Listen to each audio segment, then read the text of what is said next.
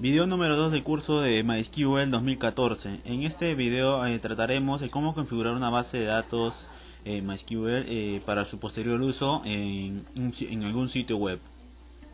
En sí trataremos los siguientes aspectos, como crear una base de datos, definir usuarios y privilegios, introducción al sistema de privilegios, crear tablas de base de datos, crear índices. Y bueno, también trataremos un poco de teoría sobre los distintos tipos de columnas que pueden tener en MySQL, es decir, los tipos de datos que puedan contener una determinada columna.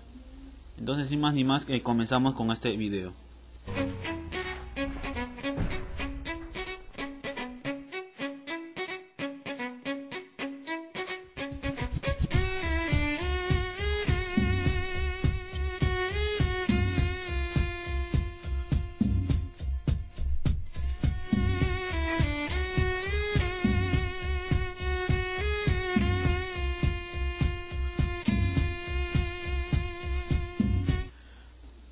Entonces, comenzamos con este capítulo. Antes que nada, vamos a preparar nuestro entorno para poder trabajar con la consola de MySQL. Es decir, si nos vamos a inicio, bueno, el lugar donde está instalado, vemos que acá tenemos las opciones de poder entrar a la línea de comandos, pero también podemos hacerlo desde nuestra consola MS2 de Windows. Para eso necesitamos simplemente agregar el path a las variables de entorno. Para esto se van a la carpeta donde se haya instalado su gestor de base de datos. En mi caso yo voy a entrar acá en la versión 5.6 y bueno, necesitamos copiar toda esta ruta. Copiamos. Una vez ya teniendo en el portapapeles esa ruta, lo que vamos a hacer ahora es simplemente ir a mi PC y vamos a ir a propiedades. Aquí en propiedades vamos a ir a opciones avanzadas y nos vamos a variables de entorno. Lo siguiente que vamos a hacer es darle nueva, y bueno, el nombre de la variable va a ser MySQL. Con ese nombre llamaremos a los comandos. Y bueno, el valor de variable de entorno, toda la ruta que hemos copiado. Le damos a aceptar y listo. Ahora solo falta un paso más. Nos vamos a acá, buscamos una que diga path. Aquí está, justo aquí. Le damos modificar. Después del punto y coma, en caso de que no tenga, le agregan un punto y coma. Y bueno, le ponen porcentaje, y dentro de esos porcentajes le ponen MySQL, que es el nombre de nuestra variable, ¿verdad? Y luego un diagonal invertido y le ponemos bin, y si aunque no es necesario le ponemos punto y coma. Con eso estamos accediendo en sí, cada vez que llamemos ese comando, a esta carpeta en la que tiene ese ejecutable, ¿no? MySQL admin, MySQL LD y entre otros, en que vamos a poder utilizar los distintos comandos que nos proporciona. Entonces terminamos dándole aceptar y no aceptar y aceptar. Y de esa manera ya tenemos preparado nuestro entorno. Podemos abrir entonces la consola de comandos de Windows, cmd, y podemos continuar con este video. Y qué mejor manera de probar si hemos hecho correctamente que iniciando sesión desde esta consola a nuestro gestor de base de datos. Entonces para esto utilizaremos los siguientes comandos. Primero utilizaremos en MySQL, que es el nombre de nuestra variable. Luego, para poner el nombre de nuestro host, utilizaremos el -h y ponemos localhost, en caso de que estuviesen trabajando en un entorno local. Lo siguiente, para poder acceder a la base de datos, es el nombre de nuestro usuario. Para eso tenemos que anteponer un -u seguido del nombre del usuario. En este caso utilizaré el usuario administrador, que es root.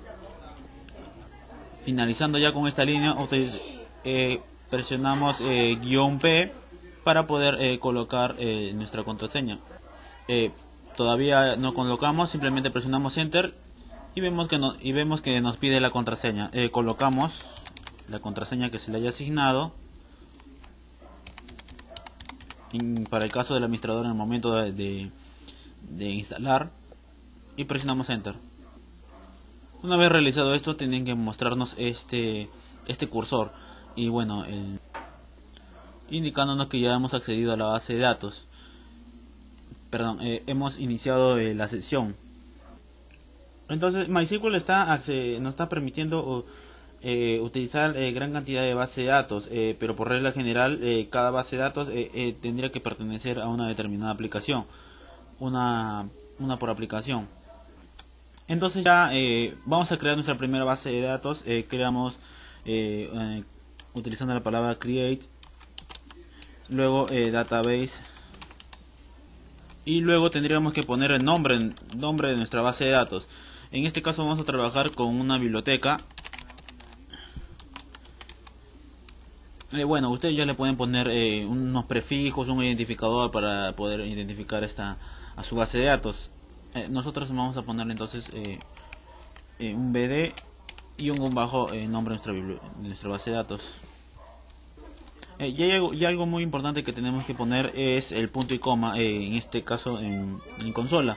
De lo contrario se saltará una línea y no ejecutará el comando hasta que se encuentre un punto y coma. Entonces presionamos Enter. Bueno, y ahora sí. Ven, acá el error era date, había puesto database. Bueno, entonces tendría que salir esta consulta OK, consulta bien, filas afectadas. Entonces ya tenemos creado nuestra base de datos. Y bueno, si refrescan acá en la base de datos, acá le damos refresh all, vemos que aparece nuestra nueva base de datos llamada BD biblioteca, la cual está por ende está vacía. No tiene tablas vistas ni procedimientos almacenados de funciones. Entonces vamos a continuar. Ahora vamos a entrar al sistema de privilegios en MySQL. Un privilegio es un derecho a realizar una acción dada sobre un determinado objeto y se asocia por lo general a un usuario en concreto. Su concepto es muy similar a los permisos de archivo. Esto de permisos de archivo lo tratamos en el curso anterior de PHP, en el que se vio cómo podíamos determinar si se podía escribir, tenía permisos de lectura, de escritura, un determinado archivo, ¿no? Al momento de hacerlo, hacer su referencia a través del FOPEM. Entonces, de manera similar, pero un poco mucho más eficaz cuando trabajamos con base de datos. Entonces, al crear un usuario se le concede un conjunto de privilegios en los cuales se especifica lo que puede o no hacer dentro del sistema. Tenemos 4 niveles para los privilegios, en los cuales son uno global, un nivel de base de datos, a nivel de tabla o a nivel de columna. Y la sintaxis para lograr esto es la que estamos viendo en pantalla. Podemos agregar distintos privilegios y aplicarlos a distintas columnas hacia qué elementos, haciendo referencia al nombre de usuario. Y bueno, aquellos que están en corchetes son, por decirlo así, parámetros opcionales, ¿no? Sentencias de comando opcionales. La palabra privilegio será reemplazada por los distintos privilegios que se les quiera asignar al usuario, que se va a indicar luego. Y si tenemos varios, lo podemos separar por comas. Como vuelvo a repetir, lo que están en columnas son opcionales, es decir que este corchete podría ser opcional, pero que si se quisiera usar, esto sirve para especificar privilegios a determinadas columnas, del elemento, de la tabla. El elemento puede ser la misma base de datos o la tabla a la cual se quiera aplicar los privilegios. Bueno, nombre de usuario, obviamente. Podemos a través agregarle una contraseña al usuario, y de esa manera estuviésemos creando ya al usuario el nombre de usuario y contraseña. De lo contrario, simplemente se asignará a un usuario que ya existe. Si nosotros quisiéramos agregar, asignar estos privilegios a toda la base de datos a toda la base de datos que tengamos, podemos reemplazarlo por un asterisco, punto y asterisco. Entonces si estuviera creando o si estuviese asignando privilegios de nivel global. Y bueno, si nosotros quisiésemos asignar a todas las tablas de una determinada base de datos, tendríamos que poner acá el nombre base de datos, punto y bueno, asterisco. De esta manera estaríamos indicando que quisiéramos que estos privilegios se asignen a todas las tablas de esta determinada base de datos en nombre BD.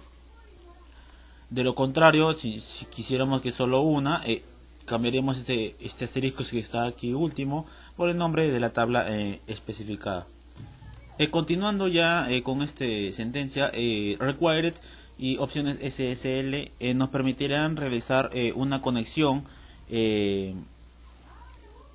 a través de SSL, así como a su vez de sus distintas opciones de SSL. No utilizaremos en sí este comando en este capítulo ni en el curso. De lo contrario, si quisieran averiguar un poco más, pueden entrar al manual haciendo referencia a SSL en MySQL.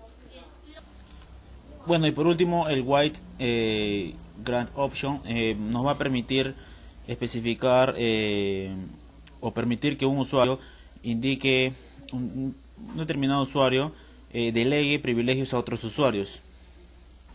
Y es ahí donde podemos utilizar el max query per hour, el updates o los connections.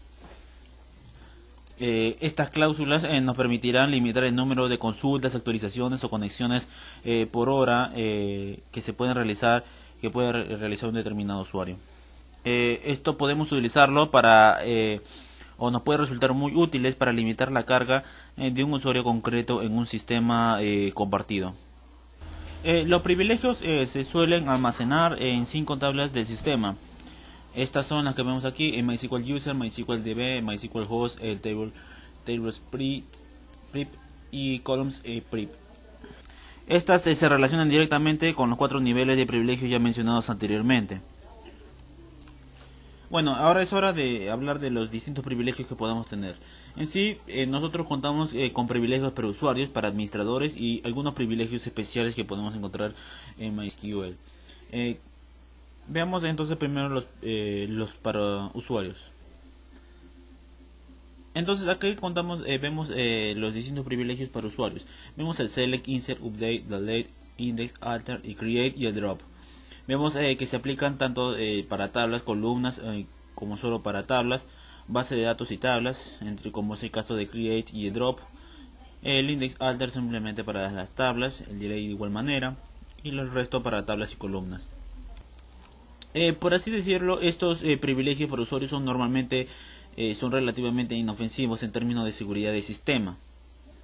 Entre los conceptos que podemos ver en select nos permite seleccionar filas, insertar nuevas filas, modificar valores en el caso de update, delete para eliminar filas, index para ese caso permitir al usuario crear y eliminar índices sobre tablas concretas, alter para poder alterar la estructura de una tabla, un elemento en la base de datos, create como ya lo hemos utilizado para crear base de datos, tablas y bueno, y el drop que permite a los usuarios eliminar base de datos y tablas. Continuamos entonces con el siguiente nivel de privilegios. Entre los privilegios para administradores vemos acá el create importable tables, file, look, process, reload, replication, show, el shadow y el super. En el create importable tables permite a un administrador utilizar la palabra clave temporable para la instrucción create y table. File nos va a permitir la lectura de datos en tablas desde archivos y viceversa. Process nos va a servir para ver los procesos de servicio y bueno, también podemos cerrarlos. El reload nos va a permitir volver a cargar las tablas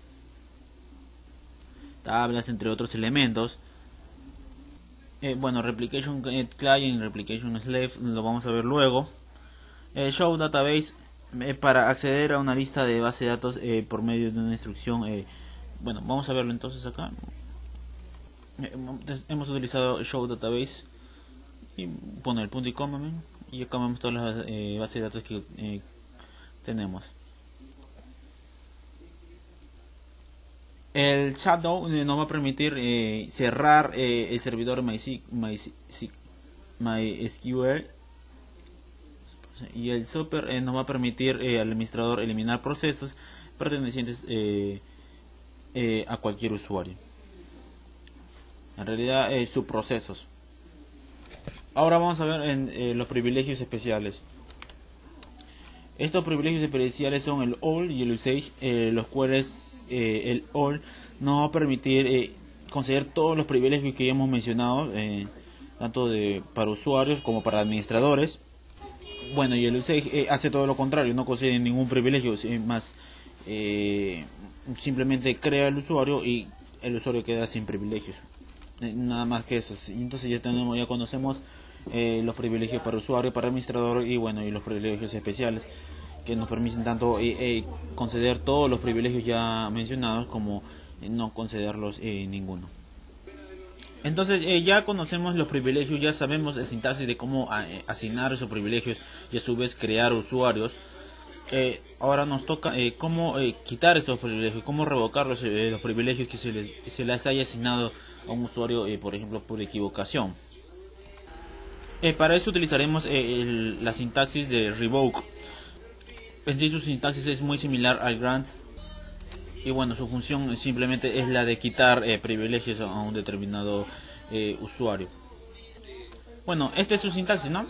Revoke, luego el listado de columnas, el listado de privilegios que se le quisiese quitar, separados por comas, luego las columnas especificando, esto es opcional, ¿no? Ya le dijimos por qué. Las columnas on, sobre qué elemento y a qué usuario se le quiere quitar estos privilegios. Entonces, si tenemos en mente quitar todos los privilegios de un determinado usuario, lo que haríamos es revoke all privileges, grant from y el nombre de nuestro usuario. Vemos como acá en vez de estar listando todos los privilegios de por coma, simplemente utilizamos all privilege y grant, luego el from, que es por sintaxis, y el nombre del usuario al cual se le quiere quitar esos privilegios. Entonces, para poder crear nuestros usuarios, los privilegios, eso vamos a tener que seleccionar una determinada base de datos. Para eso utilizamos use y el nombre de nuestra base de datos. Bueno, seleccionamos y le damos al rayito. Nos tendría que pasar un mensaje aquí en la parte inferior, indicando que es correcto, y bueno, ahora podemos utilizar las sentencias o aplicar estas sentencias, esta sintaxis que ya hemos mencionado. Entonces vamos a comenzar a practicar un poco. Utilizamos grant all on, le dimos asterisco indicando que vamos a utilizar que queremos que esos privilegios se apliquen a todas las tablas. Todo el nombre de nuestro usuario, el nombre de nuestro usuario, en este caso nuestro usuario se va a llamar mundo PC. Identified byte, esta sería nuestra contraseña PCCMB. Bueno, y por último with grant option para poder delegar privilegios a otros usuarios. Entonces seleccionamos toda la sintaxis. Vemos que es similar a la que hemos mencionado acá primero. Aplicamos el rayito y bueno, el mensaje de confirmación de que se ha realizado correctamente o se ha ejecutado esta sentencia. Entonces, una vez hecho esto, vemos que ya hemos asignado todos los privilegios a nuestro usuario mundo PC de contraseña PCMB. Podemos acceder desde la consola poniendo en la misma sentencia que ya hemos aprendido. En este caso nuestro se llama mundo PC y -p, enter, y tenemos que indicar ahora la contraseña. En este caso se llama mi contraseña es PCCMB. Bueno, ya esta contraseña no deben tener, ¿no? Tienen que tener una contraseña muy difícil. Supongo que ya conocen el tema, tienen que tener números, mayúsculas, minúsculas, caracteres quizás especiales para hacerlo un poco más difícil de encontrarla, ¿no? Y vemos que ya tenemos acceso con este usuario. Podemos entonces también quitar todos los privilegios que se lo hubiese asignado a determinado usuario, por ejemplo en este modo PC. Revoke all privilege, grant option from y el nombre del usuario por sintaxis, como ya lo hemos visto acá arriba. Ahora vamos a crear un usuario pero con sin privilegios para una determinada base de datos. Para eso simplemente usamos la palabra clave usage y luego on en nuestra base de datos punto asterisco para indicar todas las tablas. Indicamos el nombre de nuestro nuevo usuario y bueno, identify byte para colocar su contraseña. Seleccionamos y presionamos el rayo y nos tiene que salir un mensaje de que la sentencia ha sido correcta. Ahora dijimos también que podemos los privilegios los podemos separar por comas. Aquí está grant, select, insert, update, delete, index, alter, el create y el drop. Lo estamos separando por comas y estamos indicando on en nuestra base de datos bd biblioteca punto asterisco, que vendría a ser lo estamos haciendo seleccionando todas las tablas, no estamos haciendo referencia a todas esas tablas que contienen esa base de datos. Y bueno, para el usuario fyupanquia acá no es necesario ya colocar la identify by su contraseña, porque supuestamente ya el usuario está creado. Simplemente tenemos que indicar el usuario, ¿no? y señalarlo. Bueno, solo queda seleccionarlo y ejecutarlo y el mensaje de que esto se ha ejecutado correctamente. Y bueno, si quisiéramos eliminar todos esos privilegios, simplemente utilizaríamos esta misma sentencia cambiando el nombre del usuario. Y bueno, entonces ahora vamos a trabajar con este esquema que estamos mostrando acá. Pues por cierto, esto simplemente es comentario. Vamos a poner este color. Vemos que estamos utilizando slash asterisco slash para delimitar este comentario. El esquema que vamos a utilizar es vamos a tener una tabla clientes, pedidos, libros, pedido items y opinión de libros, cada uno con sus distintas columnas, cliente ID, nombre, dirección, ciudad para clientes, pedido ID, cliente ID, monto, fecha para pedidos, ISBN, autor, título, precio para libros, pedido ID, ISBN, cantidad para pedidos items y ISBN opinión para opinión libros. Bueno, antes de crear estas tablas que ya hemos mencionado, bueno, por así algo extra, vamos a tratar esto. Tenemos en escritorio un archivo select.sql, el cual si lo abrimos tiene la sentencia show database, que ya lo hemos tratado y cuál es su propósito. Bueno, el objetivo simplemente es a través de consola de comandos inicializar sesión ejecutando un determinado archivo externo. Para eso hacemos lo mismo, h localhost si estamos en un entorno local, nombre de usuario, vamos a utilizar el usuario administrador. También podemos como un parámetro más podemos agregar la base de datos a la cual en sí queremos acceder. En este caso será bd biblioteca y luego bueno p, ¿no?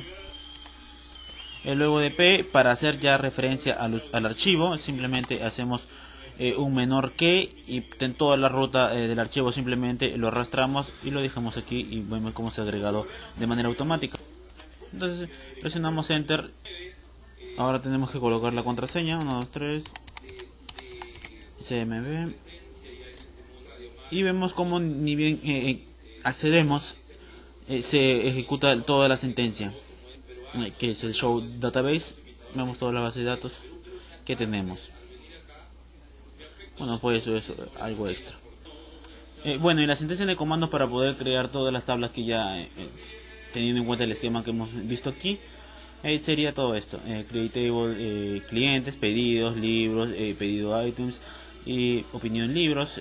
Vemos que estamos haciendo uso del privilegio create, que se aplica a tablas como base de datos. Bueno, el nombre pedido, esta es la sintaxis en sí, ¿no? Vemos create en table, create database base en otro caso, Y luego el nombre de nuestra tabla. En el caso de la base de datos, el nombre de la base de datos. Y dentro tenemos que delimitarlo a través de paréntesis. Dentro tendremos que poner cada columna. Esta fila en este caso es una columna. Cliente ID, nombre, dirección y ciudad. De igual manera para todo. Para libros. Bueno, en este caso es un caso especial. Vamos a decirlo, vamos a comentarlo ahora. Continuamos aquí. Estamos declarando de tipo entero. Y ya esto sería tipo de datos. Tipo de datos entero, vemos char de 100, char de 50, de 30. En otros vemos acá float, de tipo flotantes para tratar con decimales. Date para tratar con a ver, por acá vemos un tingit para tratar con datos que son utilizados para tratar con enteros pequeños. Bueno, y text que son utilizados para tamaños máximos de cadenas, ¿no? De esa manera estamos permitiendo que la opinión sea o pueda aceptar grandes cantidades de texto. Pero bueno, entonces como en el capítulo anterior tratamos esto de las relaciones uno va, uno muchos, muchos son muchos. Bueno, entonces vemos acá algo quizás interesante, ¿no? Que vemos que en una columna de una determinada tabla la tiene la otra tabla. Por ejemplo, acá clientes y cliente ID lo tiene clientes y cliente ID lo tiene pedidos. Quiere decir que nuestra tabla clientes y pedidos van a tener una relación. Al igual que libros y opinión libros y pedido items con pedidos y con libros. En el caso de nuestra primera tabla clientes estamos diciendo que la llave primaria o la clave primaria, como lo decimos aquí, va a ser cliente ID. Estamos indicando que el identificador de esta tabla va a ser cliente ID, que es de tipo entero. Bueno, y por ende una llave primaria, una clave primaria no puede contener valores nulos. Estamos también indicando auto increment, que nos va a proporcionar, en realidad es una función que nos va a proporcionar determinados valores enteros en caso de que se deje vacío esta columna, y por default se va a generar un valor de identificación exclusivo, ¿no? Y bueno, estamos también requiriendo de valores no nulos aquí para nombre, dirección y ciudad en la tabla de clientes. Algo similar estamos con pedido ID, cliente ID, que bueno, hace referencia al cliente ID de la tabla clientes, ya que un cliente puede hacer distintos pedidos. Bueno, float, bueno, dije, es un tipo de dato flotante y que nos va a permitir trabajar con decimales, en el cual estamos indicando que la longitud del número va a ser de 6 dígitos, y de los cuales 2 van a ser para la exposición decimal. Y de manera similar, libros, ¿no? Valores no nulos para su clave primaria. ISBN, autor va a ser char de 50, título char de 100, precio con float, un valor de número decimal con 4 dígitos, y 2 de los cuales tienen que ser decimales para la parte decimal. Y vamos acá a la tabla especial que es pedidos items, en el cual va a ser una tabla generada gracias a la relación que va a haber entre libros y pedidos. Vemos que contenemos aquí como las claves principales la clave principal de pedidos y la clave principal de libros.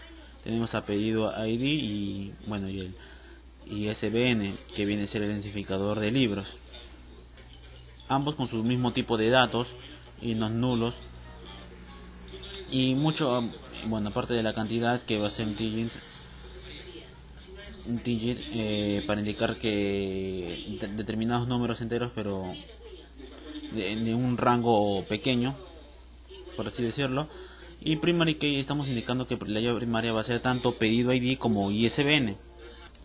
Esta tabla surge porque en un determinado pedido podemos contener distintos libros, y bueno, un libro puede estar en distintos un mismo libro puede estar en distintos pedidos, ¿no? Pedidos. Entonces esta tabla lo que nos va a permitir es determinar y identificar qué pedido qué libro va a pertenecer a qué determinado pedido y qué cantidad de libros por cada pedido. Por eso el campo cantidad. Bueno, hay una tabla que quizás no tiene mucho importancia, es esta opinión libros, que nos va a permitir que cada libro tenga una determinada crítica, ¿no? Con un campo text para aceptar grandes cantidades de almacenamiento de cadena.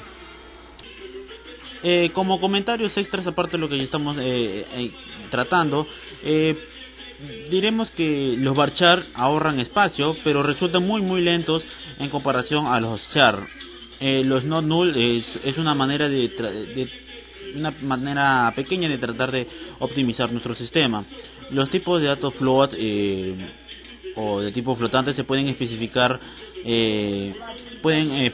como dijimos, ¿no? La anchura de su visualización y números decimales, pasándolos como el primer parámetro, la cantidad de dígitos, y segundo dígito la cantidad de decimales que se va a tomar.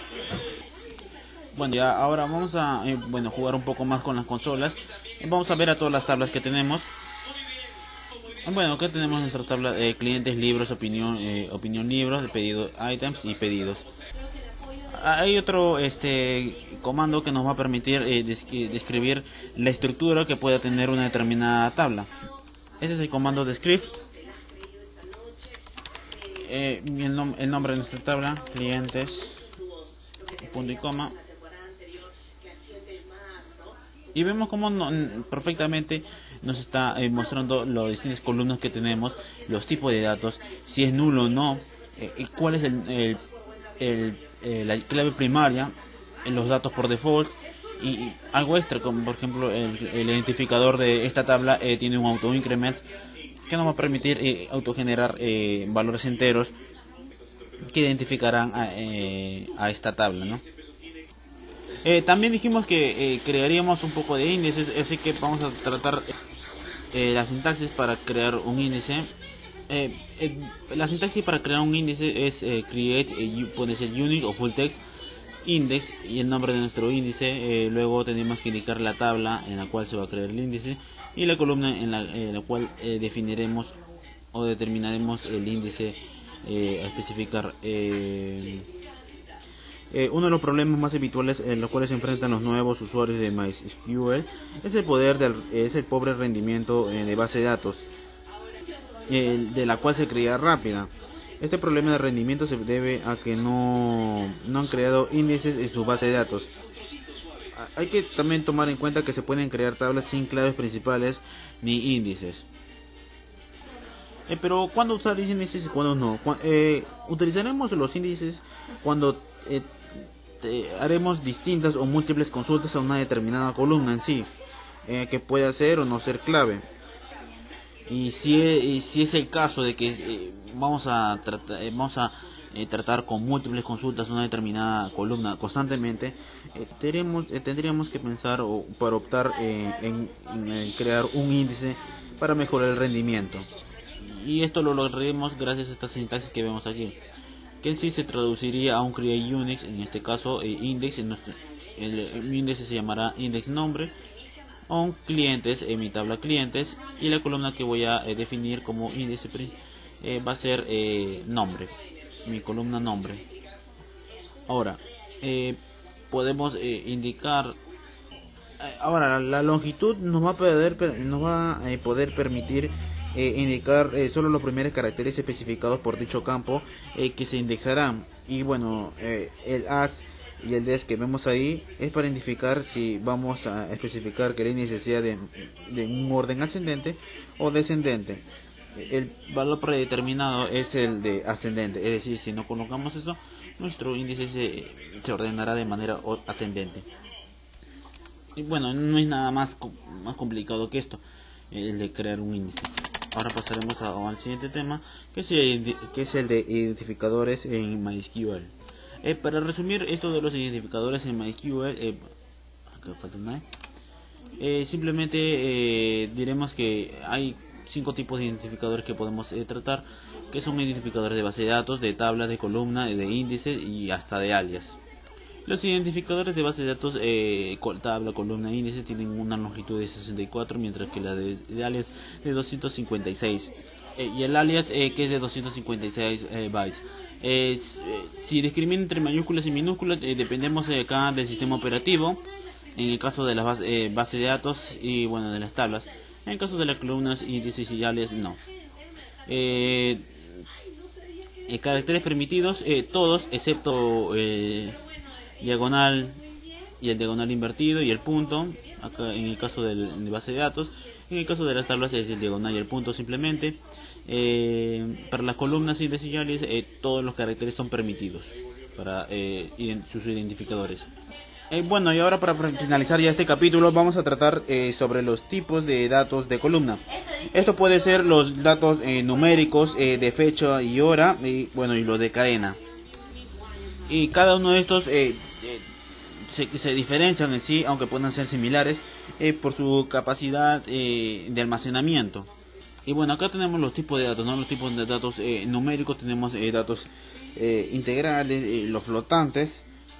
Y para fecha y hora tenemos aquí estos, los de cadena. Los de tipo integrales tenemos el TINT, bit, el bool, el small, el medium int, el int integer y el big int. De los cuales el TINT, que ya hemos visto, son para enteros muy pequeños, mientras que el big int son para enteros grandes. Esto lo podemos ya ver de una manera más específica cuando vemos sus rangos de valores, ya sea desde un número negativo hasta el número positivo. Bueno, esto ya lo dejamos para investigación. Otro de los que mucho más se utiliza también es el small int y el medium int, que son para enteros de tamaño medio y tamaños pequeños. El integer, que es un sinónimo de int. En los flotantes tenemos el float y el double, uno de los más conocidos, bueno, utilizados de igual manera. Y bueno, el numeric, el fixed y el dex, en realidad el de acá es dex nada más, que son similares al decimal, y este a su vez es un sinónimo del double. En realidad todos tratan con decimales. La diferencia se basan entre ellos en su capacidad de almacenamiento, ¿no? Algunos almacenan 4 bytes, otros 8, otros 1. Y bueno, y los rangos, ¿no? de valores que pueden contener estos tipos de datos. En el caso de las fechas se van a diferenciar por los distintos formatos en los cuales se pueden presentar, como por ejemplo el date y el time.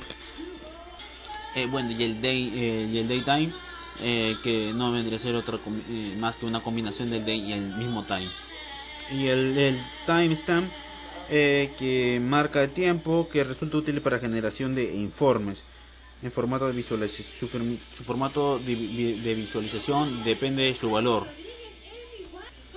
Y en las cadenas estamos acá viendo los famosos chart y bar chart.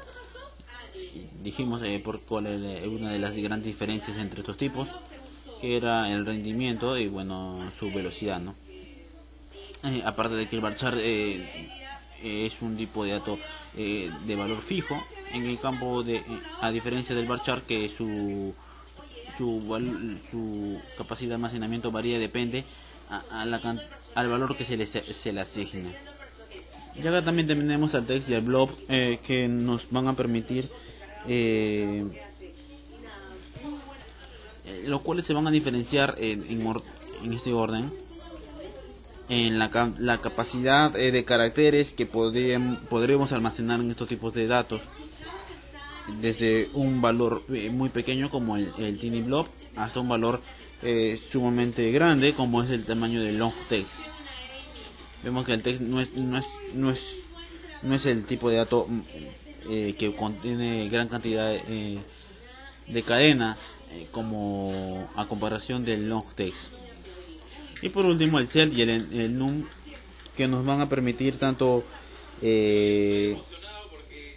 contener uno o varios valores, o un listado de valores. En el caso de num, las columnas de este tipo pueden contener un conjunto de valores especificados o null en el caso de set. Bueno, y eso vendría a ser todo este video, el video número 2 de curso de MySQL 2014. Hemos aprendido a cómo primero acceder a la base de datos desde consola, hemos configurado el path, hemos aprendido cómo crear usuarios y a su vez asignarles sus distintos privilegios, cómo revocar esos privilegios a determinados elementos, crear bases de datos, crear tablas que pueden interactuar entre sí con la base de datos. En el siguiente capítulo lo que vamos a ver es cómo introducir datos a estas tablas, cómo actualizarlos, eliminarlas y hasta cómo consultarlas para devolver tanto todos como un filtrado de datos, un filtrado de filas. Estamos terminando este video número 2. Conmigo será hasta la próxima.